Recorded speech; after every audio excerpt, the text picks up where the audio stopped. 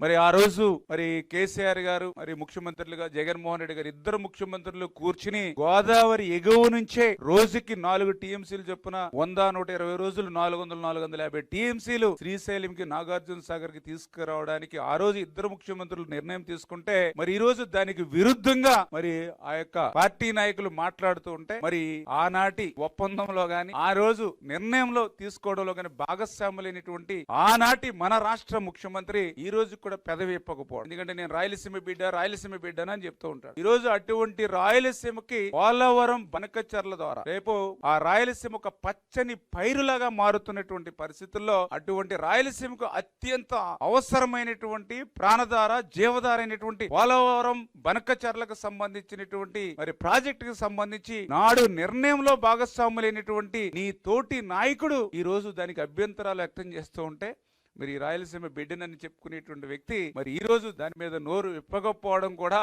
మరి ఆయన యొక్క డబుల్ స్టాండ్. అంటే వీరందరూ కూడా అధికారంలో ఉంటే ఒక రకంగా మాట్లాడతారు, ప్రతిపక్షంలో ఉంటే మరొక రకంగా మాట్లాడతారు అనేది ఇవన్నీ కూడా ఉదాహరణలు అనే విషయాన్ని మరొక్కసారి మీ ద్వారా కూడా తెలియజేసుకుంటూ అంచేత దయ ఉంచి మరి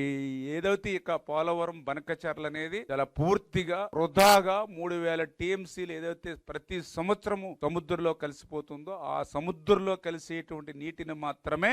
ఆ దుర్భిక్షమైనటువంటి రాయలసీమకు ఉపయోగించుకునేటువంటి భాగమే ఈ పోలవరం బనకచెర్ల తప్ప దీని ద్వారా ఎగువ రాష్ట్రానికి 1.1% కూడా